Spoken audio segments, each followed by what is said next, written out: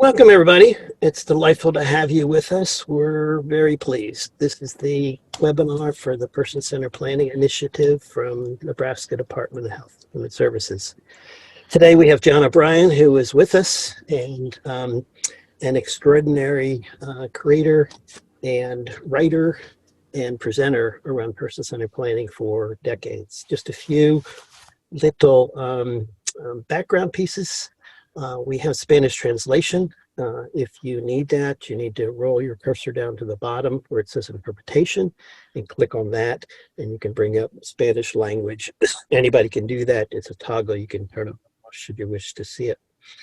Secondly, unfortunately, our closed caption system has failed from the company that we're using, and they have had it go down around the world on their system. So we're unfortunately not able to provide that.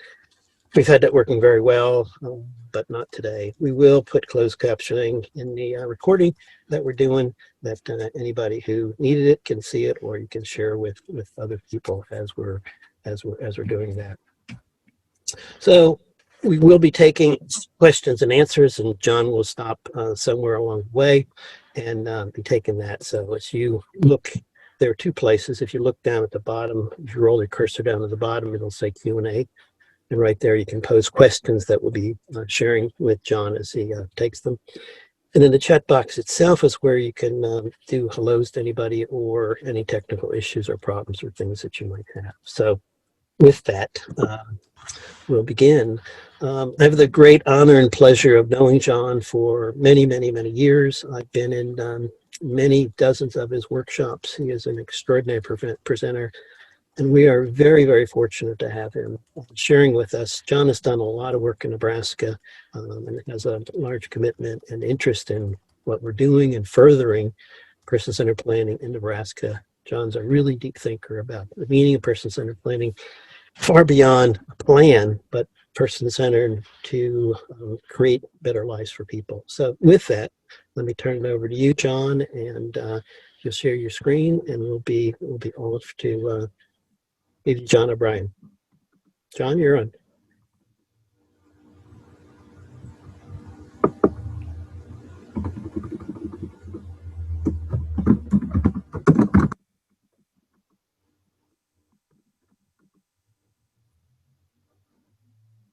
John, you got to unmute yourself. You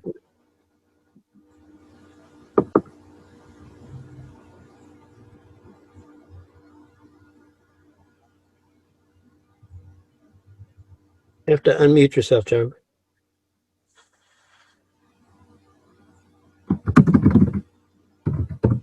There we go. Sorry. We can hear you fine, John. All right. I did have a chance to spend some time in Nebraska, but it was a very long time ago, more than 20 years, I think. And I'm really happy to have the chance to think with you a little bit about the difference that person-centered planning can make. In the introduction to this series, Ms. Larson made the point that this project is focused on long-term change, and that we're looking for greater agency, greater inclusion, greater freedom. And Mr. Green made a point that what the system now offers, what your system now offers, may not match what everyone who wants to benefit from that system wants. And the process that we're going to need to go through to assure a better match is going to require new forms of thinking. So if we think about these words, freedom, choice, inclusion, independence, person-centered planning, new ways of thinking, anybody who's been around very long is entitled to ask the question, haven't we been doing this for years? Isn't this what we're doing? And I think that's an important observation. It's an important observation for 2 or 3 reasons. One reason is that 3 generations of concerted effort to make these words real hasn't been enough. Many people with disabilities are living lives that were unimaginable 20, 30 years ago. I've been doing this for 52 years now, trying to figure out how people with developmental disabilities can live these words in their real lives. So one reason to make this observation is that 3 generations hasn't yet been enough. We're going to need to keep working at it. The other reason to make this observation is to raise a question. And that is, we've been doing this for years, but despite all that effort, despite all that accomplishment, is better possible? Can we, in fact, do better at all these things? And one thing that I've observed as people are listening to messages like those that began your training sessions, messages like those that are contained in the community rule that is intended to govern the way Medicaid funds are expended through home and community-based waivers. A lot of people have responded to those possibilities by saying, we're already doing it. We're all done. It's already happening. We just have to explain it to you. That puts a period after we've been doing this for years. And I'd like to make sure that we keep a question mark in place. So there are many methods of person-centered planning.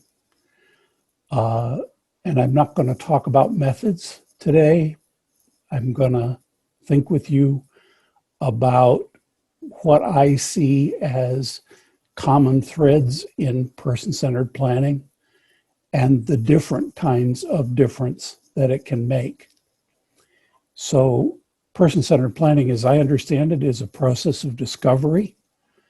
It's not for people all by themselves. It's for people who are living in the context of friendships and commitment. It's a process that is founded on listening and builds action confidence, builds the confidence that if we do something, we can in fact make a difference to the future. And what I want to suggest is a really simple set of self-tests that anybody who's participating anywhere in a person-centered planning effort can ask themselves. So the first self-check question is, what are we reaching for? And the second one is, how are we listening? And the third is, who are we engaging? So these are 3 questions that if you're a person with a disability who's experiencing person-centered planning, you can sort of check your reach, check how well you think listening is going, check how far we're reaching to engage other people in helping to shape a desirable future. I want to start kind of far away from person-centered planning. This is a shot from Gorsmorn National Park in Newfoundland in Canada. And if you just looked at this tree all by itself, you could imagine that there was something pathological, that this was somehow a sick tree or a misshapen tree or a crippled tree, as a number of the people who talk about this would call it. But once you know that it's adaptation to the prevailing wind, it's life asserting itself in the force, in the face of very high winds that come in a consistent direction off the Newfoundland coast. Then you begin to see this in a different way. And the folks call this tuckamore. There are whole forests of tuckamore along the coast, and they're a testament to the power of life. What does that have to do with our topic today? Well, I want to suggest that people with developmental disabilities have made unbelievable progress in the last 75 years, and social exclusion is still a powerful force, a high wind that's blowing up against us, that wants to distort our lives, and that we have to be adaptive to it. Social exclusion is made of diminishment, of seeing people as less than human. It is enforced through discriminatory treatment. It's enforced by a culture of surveillance, a notion that people with developmental disabilities aren't safe unless they're under the control of people who are authorized to be in charge of them. And social exclusion is backed up by violence. Now, we've made so much progress that we sometimes don't notice that the wind is still blowing toward us and on us. And for at least the past 75 years, we've been in a period of resistance. Much of that resistance has been carried by the families of people with disabilities, by professional people who are concerned to resist social exclusion. And for nearly 45 of the years, by people with developmental disabilities themselves, as they've gotten organized and practiced self-advocacy. So we got lots of things pushing back, many years and much skill of advocacy, victories in the legislature and in court, all kinds of inventions of new forms of support for people, research that's shown us new possibilities. And as we've been moving along, we've reached out because our first impulse to resist all these forces was to come together, to shelter each other, and to figure out to be of mutual support to others who share this experience of having yourself or somebody that you love excluded on the basis of a difference. So our first habit is in the blue circle, to resist.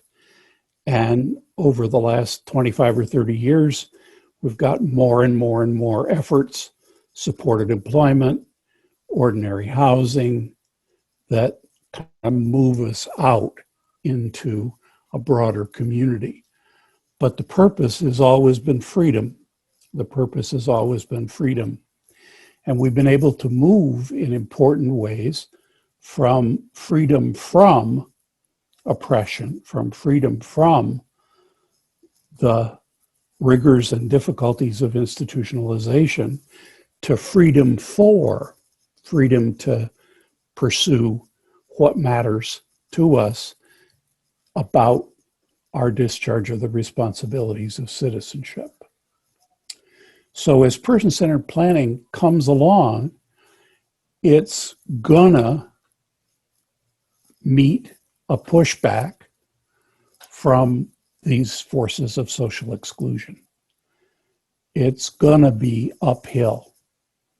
And the more serious the challenge to social exclusion, the more it pushes back.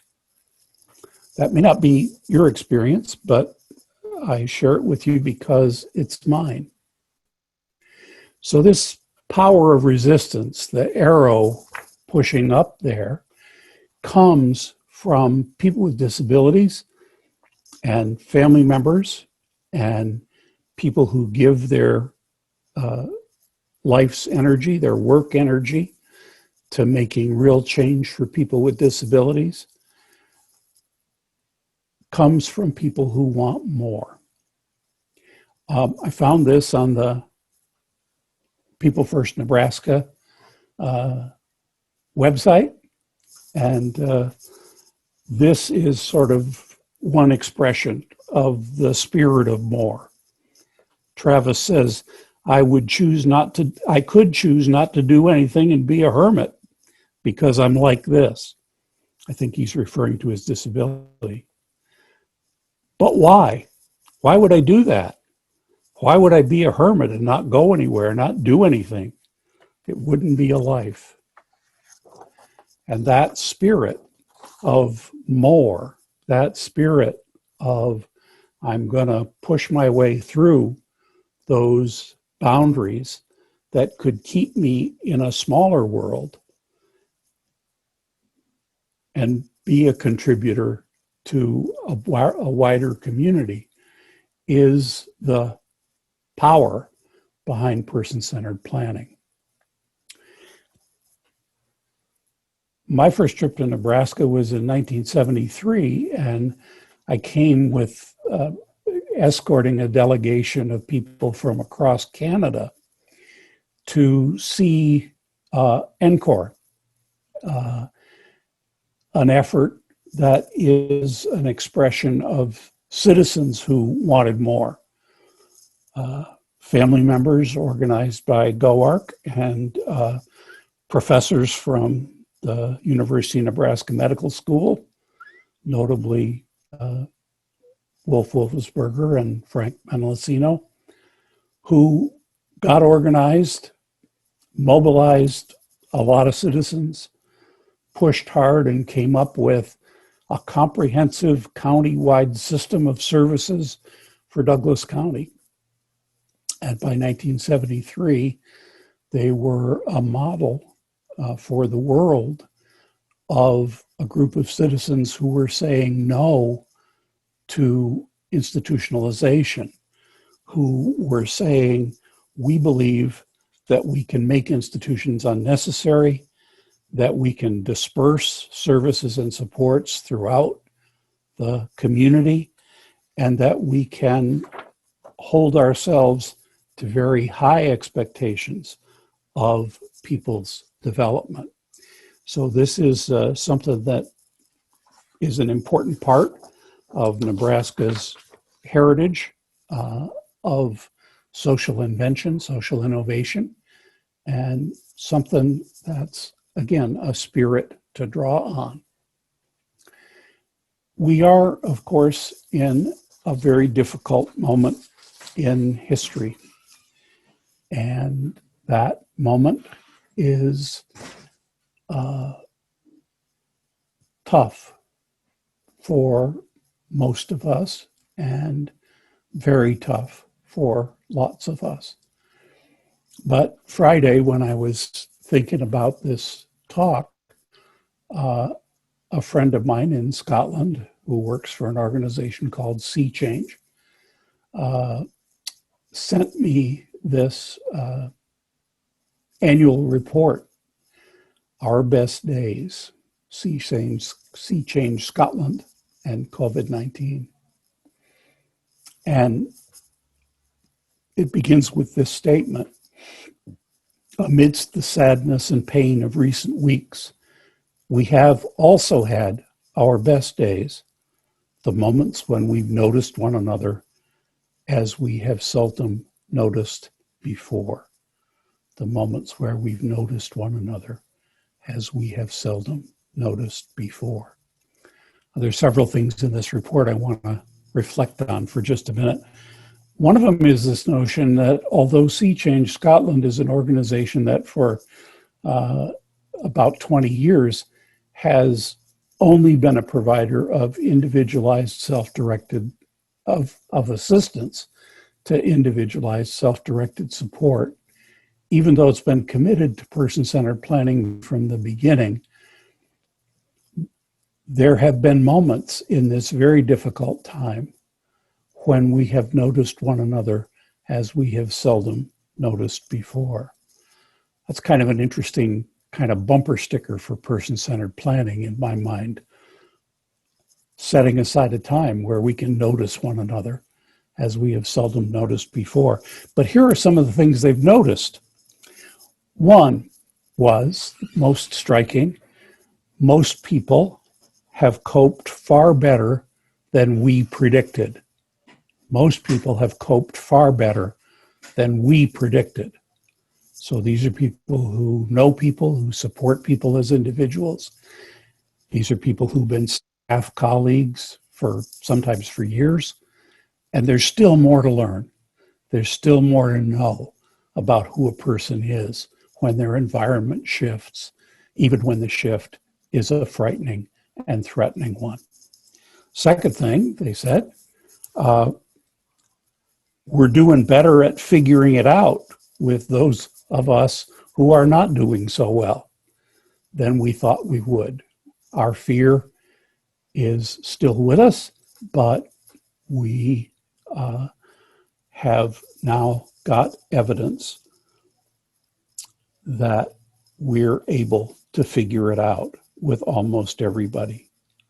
And key lessons for them include these. They said, we are reminded on reflection that we continue to underestimate people, and we continue to underestimate all of our capacity to respond to new demands. We continue to underestimate our collective creativity and resiliency, and we continue to underestimate the power of relationships. Person-centered planning in the presence of confidence in our capacity to respond, in our collective creativity and resiliency, in the power in our relationships, can tap that spirit of desire for greater freedom and greater contribution. So I want to describe my notion of what person-centered planning is when it's at its best. Person-centered planning is conversation. It's just talk with occasional graphic recordings. It's just people talking. So if it doesn't lead, if it doesn't generate, if that talk doesn't generate images of a desirable future that activate people, right? That lead to people doing things that they wouldn't ordinarily do, doing things that they hadn't thought of before they got into the conversation, then it may be a waste of breath. So it's conversation that generates images of a desirable personal future that activate and guide meaningful change in a social network. When person-centered planning is at its best, it changes the relationships around people. It strengthens, reinforces, challenges relationships between people who are close. Sometimes it challenges relationship between a person with a developmental disability and their family. Often it can challenge the relationships between people with disabilities and the people who provide direct support. It can expand people's social networks to include employers and landlords and neighbors and members of civic organizations and all kinds of people. It can expand. It can prevent the shrinking of a social network, giving us the reason to reach out to other people when the wheels fall off our lives. So that's one idea about what person-centered planning is when it's, or does, when it's at its best. What does it accomplish?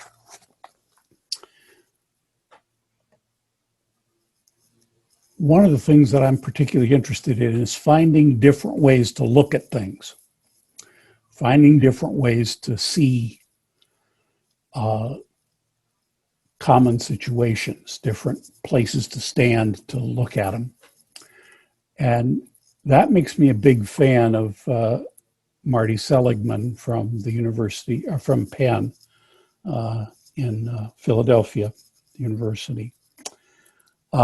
He's a master of new perspectives in psychology. He's been very much involved in the development of the notion of learned helplessness as an understanding of depression. He's been a leader in the creation of the field of positive psychology. And about 6 or 7 years ago, he started to explore what he and his colleagues are calling prospective psychology. And there's a lot in that that's of interest to me, but I just want to pick the line there over the sand at the bottom of the picture. What if, he says, what if action is not driven by the past, but pulled by the future? Not driven by the past, but pulled by the future. People with developmental disabilities are at great risk of being in situations that are driven by the past. Sometimes I was talking with some people the other day about a person who's been chronically and persistently failed by our incapacity to match appropriate supports to her impairments. And one of her support workers was saying, I was thinking the other day, what it would be like for me if other people's sense of me was driven by what happened on the worst day of my life, the worst thing I ever did. And this person carries a reputation that drives his situation by the past. Person-centered planning exists to provide a counterbalance. It doesn't make the past go away. It doesn't make trauma go away. It doesn't diminish the power of the winds of social exclusion, but it gives us the opportunity to project a future, to project an image of a desirable future that can exert some pull on a person's situation. Let me just take a minute or two or three or four and see if there are questions that people would like to pose.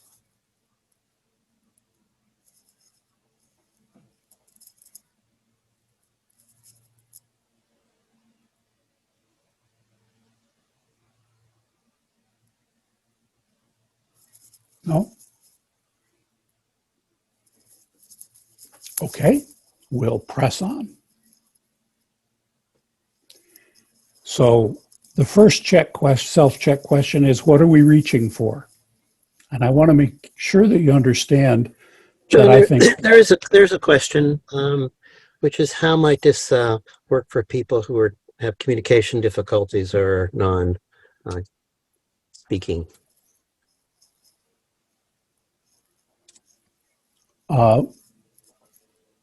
The same way it works for anybody else. I understand that would pose a challenge for facilitating a meeting with people who had no reliable communication system. And I sure do know a lot of people who depend on other people's interpretations in order to make their sense of what matters to them clear. But oftentimes I find in the people who have the most limited, whom I have the most limitations in understanding, to have the strongest life force, the strongest force that keeps that tree living despite all the ways that social exclusion bears down, and bears down extra hard because we haven't figured out how to understand the person. So that may not be a very satisfactory answer, but I think it applies with even greater force, the things I've been talking about so far.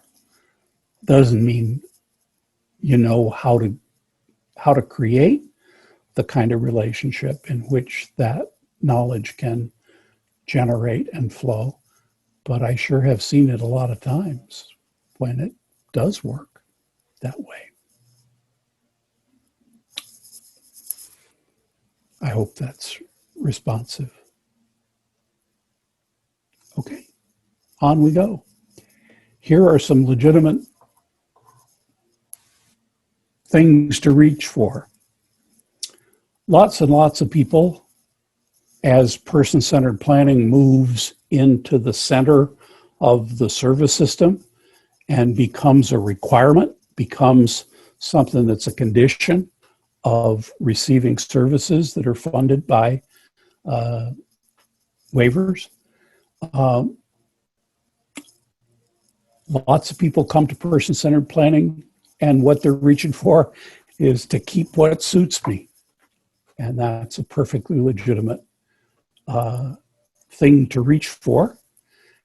It doesn't call for much effort on the part of the system, and its impact is mostly on the person themselves. Person-centered planning becomes a real opportunity for people to negotiate a better fit with the services that they've got now, or to get the best possible deal with a demand that the system is making on them. As systems across the country move away from sheltered work or enclaves toward more individualized arrangements, that's an important opportunity for people, especially people who aren't so sure about whether that's going to be a good thing for them, to negotiate the best possible fit. A number of organizations have made a commitment to organizational change. They've noticed what Mr. Green pointed out, that as organizations, they're not offering what a number of people want. And so they need to adapt, to change, to sometimes they'll say transform their organization. And we've got a lot of examples of organizations recruiting partners among the people that they support and using person-centered planning to steer an organizational change effort. Reaching for a better story is critical for many, many people. And we'll talk a little bit more about that in just a minute. So discovering a better story. And finally, building the community. And much good work can be done building the community of other people who share the experience, whether directly or as a family member or as a friend, who share the experience of a gathered community of people with disabilities and their allies and friends. Or we can begin to think about building the larger community. It's my personal belief that communities are diminished. All of us are diminished by social exclusion.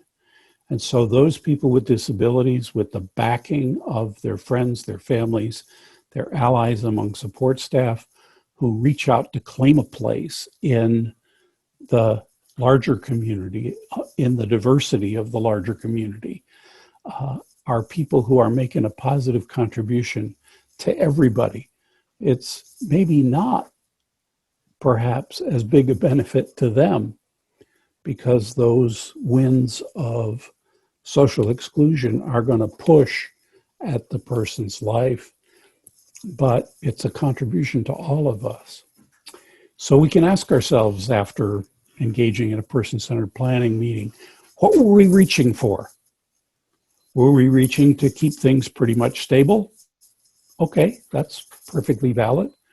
Were we reaching to cross boundaries and build the larger community? What were we reaching for?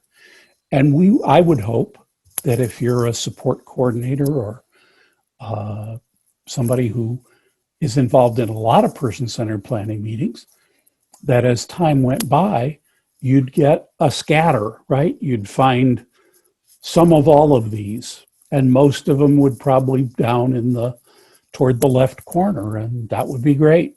But I would hope that if you were involved in 20 person-centered planning meetings in a year, that you'd see all those things that people are reaching for, and some more besides.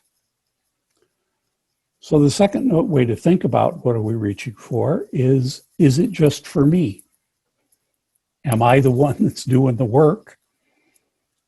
Is it just my goals? Is it for us? That is this part of some organizational change process? Or are we also looking for the creation of a bigger we, of a community that is more diverse, more inclusive, and more just? The extent to which person-centered planning is effective depends on three things. This is sort of the platform, right? It depends on time. It takes time over time. It takes time over months and sometimes years for images of a desirable future to shape the action that changes everyday life. It takes time for people to come together, to learn to trust each other, to learn to listen to each other, especially if a person is in a situation where their communication is difficult for us to decode or impossible for us to decode. It takes a long time to learn a person's private ways. Flexibility matters. How open are we? Are we trapped inside some particular model of service? Are we trapped in a perception of people or in a structure that creates group management rather than individual support? What about our reach? Can our person-centered planning process touch the direct support workers that people count on every day, whose everyday action makes the biggest difference in the quality of those people's lives who rely very much on support? So we can take a look. Now, one of the things that's been enormously powerful, although limiting, is the power of families, and increasingly the power of organized people with developmental disabilities themselves to claim a space outside the service system and to generate flexibility, reach, and time outside that service system. So powerful things can happen there when the larger system is short of time, short of reach, and short of flexibility. Person-centered planning rests on that material base. Finding a new story is fundamentally important. This is Christine Mayer. Christine had a very challenging life. She was admitted to the first of 16 institutions when she was 2.5 years old. She bounced from unit to unit and institution to institution, visited by an enormous amount of violence. And she bounced until she was about 28, 29 years old. And then she came to rest with an agency in Madison, Wisconsin that continued to serve her until she died 2 years ago. So this is Chris. And Chris came with friends of mine to consult with a group of people concerned about folks whose behavior challenged them to extreme degrees. And she came as an expert by experience with what that was all about. And she worked very, very hard on her presentation. And she put it in the form of what she calls my famous poem. And here's Chris's famous poem. If you are going to work with me, you have to listen to me. And you can't just listen with your ears, because it will go to your head too fast. You have to listen with your whole body. If you listen slow with your whole self, some of what I say will enter your heart. Some of what I say will enter your heart.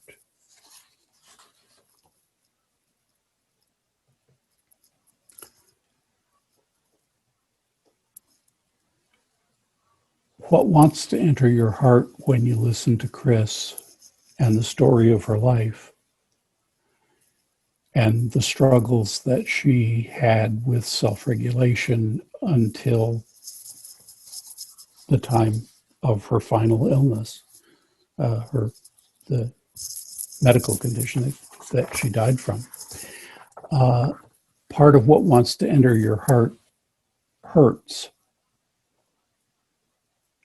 It's threatening to hear and really take regard for the effects of social exclusion on even the best lives. And so one of the things we want to be alert for in our person-centered planning work is the dinosaurs that show up, that part of our brain that alerts us to what threatens us, to makes us scared. That part of our brain that closes down our capacity to listen, our capacity to imagine, and robs us of confidence. And just for purposes of exposition, I want to imagine this as voices, 3 voices. The first voice that we can check to see, did this show up, right? Did we listen with our whole bodies? Did we listen slow, right? Did we stop to think? The first voice that can show up is the voice of judgment. This is the voice that sorts things and keeps them away from us, right? That when something new comes along, leads us to say, that's not realistic, that's silly, that won't work, but this person couldn't. It's the voice of judgment. It's just not letting something in, but keeping it out because judgment comes quick. Second voice that will show up in person-centered planning meetings, as it does in any kind of meeting, as it no doubt is right now, right here, right? These voices are adaptive. They tell us there's something here that's worth listening to. There's something here we should pay attention to.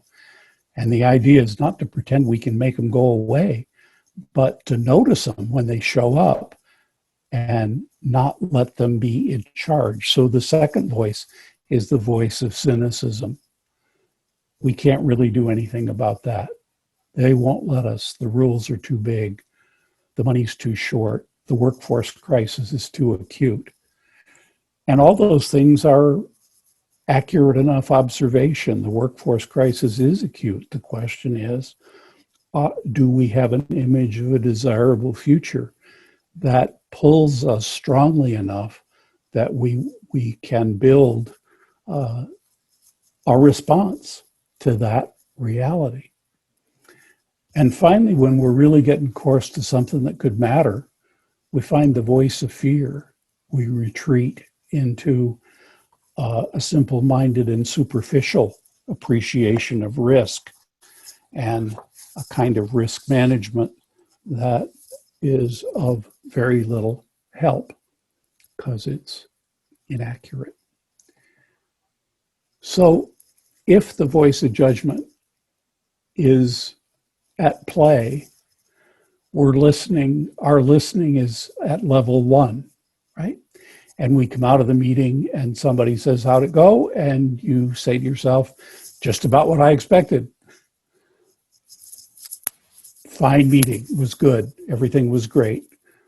No particular changes to come. If we defeat the voice of judgment with curiosity, if we practice curiosity as a purposeful habit that we generate, then the voice of judgment fades a little bit and we kind of open up to our second level of listening and we let ourselves get some new facts and new ideas. Oh, I didn't know that when she was home, she is able to do all these things that we're still doing programming to help her learn to do. Or, gee, I never heard of that method of augmentative communication. I wonder if that could have a place, even though I'm a little suspicious about it. So if curiosity works, we get new facts and ideas, and the voice of cynicism is likely to show up. If we are practitioners of compassion, then we can open up a third level, an empathic level of listening, and get a new sense of others' experience and how others feel about it. And so not only our thoughts expand, but our hearts expand. And so we have the intelligence, both of our minds and of our hearts, in order to appreciate the situation that we share. And then if we practice courage, we can still the voice of fear and come to a level 4 of listening, which is rare, but possible. Together in this time that we had when we got together to just talk in a purposeful and intentional way, to just talk as we practiced curiosity, compassion, and courage. Together, we generated possibilities that did not exist before. So, who's engaged in taking action? Just me? I'm going to work on my goals. How about my family and friends? Do they have things to do? What about the staff and the management of our organization? Are they taking away new assignments, new things they're going to do because they were part of my person-centered planning meeting? What about community members that we've recruited? What about them? Who have we brought in? Who have we engaged? So, conversations generate images of a desirable personal future that activate and guide meaningful change in a social network. That's what happens when person-centered planning is at its best. And we can check, we can ask as we engage in the process. What were we reaching for today? How are we listening today? Who are we engaging with these plans? I think we got a couple minutes for questions.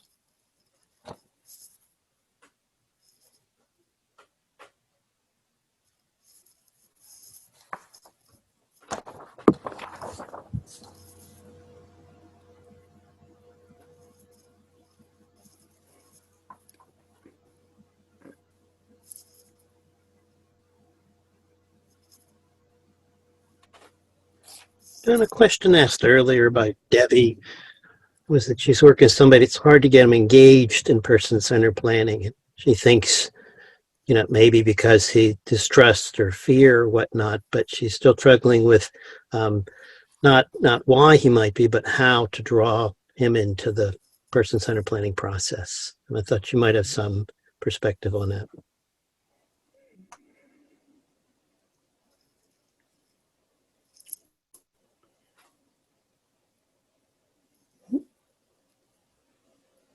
Well, one distinction that matters to me is whose plan is it really?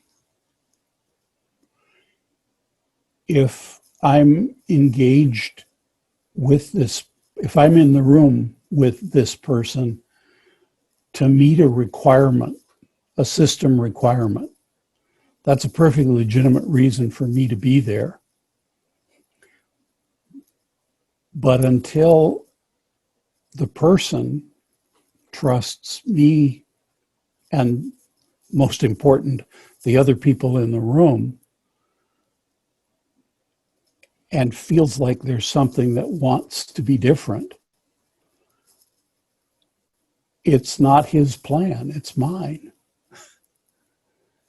And that's why I believe it's perfectly legitimate for people to simply be reaching for, hey, things are okay from my point of view, from my perspective. And as I looked at Nebraska's core indicators results, right, most of the people are pretty satisfied most of the time with what they got. Do I think that's going to move us very far into the kind of future that I hope for? No, but I don't want to disturb people who don't want to be recruited. So I would look at how open can I be? How open can my invitation be? How adaptive can I be to the person? In what other contexts beside this meeting am I getting to know them? Have I hung out with them? Have I shared a meal with them? And to the degree that I haven't been able to manage those things because of time or because of flexibility available to me or whatever, those are just more things. They're not anything to be guilty about. They're just things to notice that affect the state of the meeting. And sometimes just leaving somebody, just acknowledging that, hey, this is a requirement that we have to get in, that we have to meet in order to be able to continue to help you out. We're not pretending that this is for you unless you make it for you. I'm sure that's not very helpful.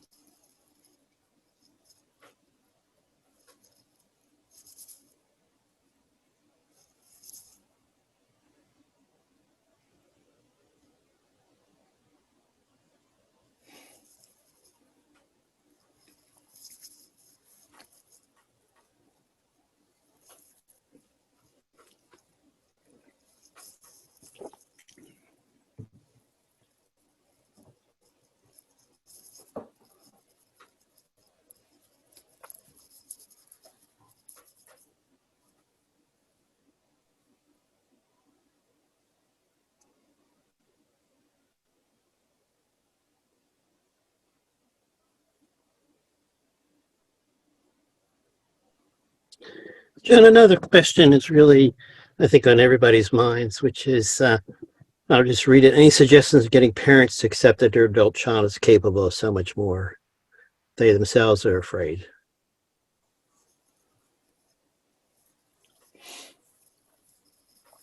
Well,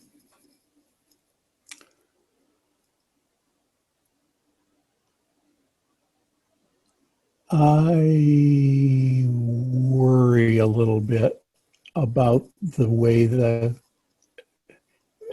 I don't worry about the concern, but I worry about the way that's framed as a question. Because again, it's a question of who is responsible for what. There are lots of family members who, from even today, even with all the victories and all the good things that have happened, there are that big arrow, that wind that I was talking about of social exclusion is still a very powerful reality, I believe. We can see it every once in a while. It comes right out where we can see it, right? As we look at the enhanced death rate, the significantly enhanced death rate. We don't even keep track of it very well in the United States. In the UK, where they are keeping track of it, the death rate among people with developmental disabilities is significantly higher by multiples than the death rate for non-disabled people, not just people in nursing homes. And a lot of that is being triaged out of the kind of care that might make a difference. So lots of families are hypersensitive. And if we're not listening at least level 3, just to back up, if we're not listening, if we're not creating a social field that has room in it for that perspective that says, I just don't think this is going to work. Sometimes that comes out as, I don't think he can do it. The core indicator says, interesting to me, because the core indicators for Nebraska, reasons people can't work, health concerns appear to be number 1. It's one of the places where your state results are different from the national average. And again, if people are saying, I don't think she can handle it, I don't think she's able. If we don't have room for that in our conversation, if we're trying, if the voice of judgment has taken over, right? And we're saying, how do we fix that parent? And I know that that's not what you're thinking. It's just what it sounds like if we're not careful. Then I think we're in the wrong place. I think we need to be in a place of deeper listening. And let me pose one final question as we're coming to an end here, which I think so many people have. It's by Kristen Larson, who's the Executive Director of DD Council. But how do we help the person with disabilities be engaged and build social capital during this time of COVID-19 and social distancing? Or in my own words, it's this tension between wanting integration and wanting safety. And your words would be helpful to, I think so many of us struggling with that. Boy, I wish I knew. To me, my experience, I've been listening to lots and lots of people over the last 6 months.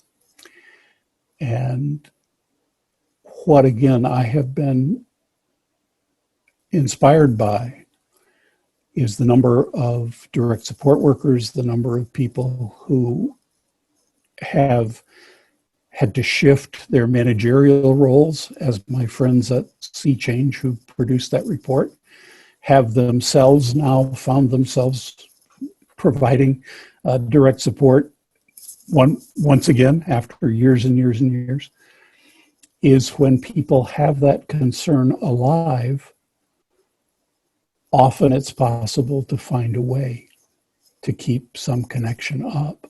What's hard is to create new ones. We don't seem to have mastered the Zoom world of building new relationships. We seem to be pretty good at holding on to the ones, to many of the ones that we've got. And to me, it becomes really important to remember this is unlikely to be forever.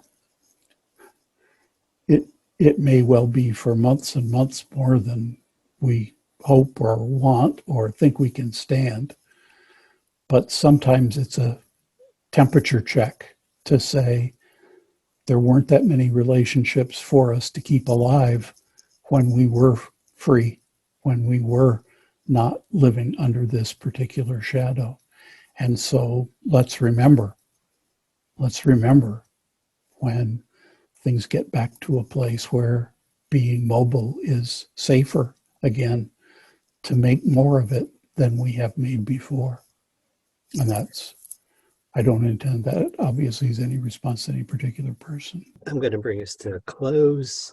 We really appreciate, John, the extraordinary presentation that you've given to us.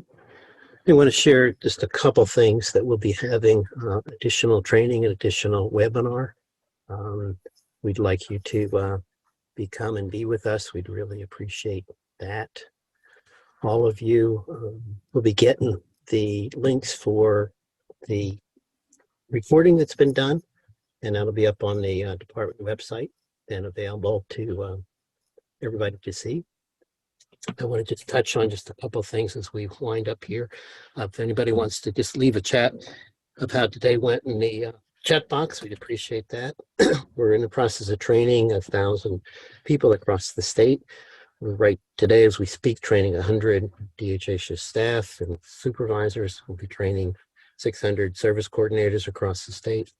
And in November, we'll be starting training for everybody. So we hope that you'll come be part of the actual person-centered training. That next webinar is by Darcy Elks on the department website. You can register. She's another extraordinary presenter who's been working on this for a very long time. With all that, we'll send you a survey that we hope you'll fill out. And we thank you for being with us and hope that you'll be with us in the future.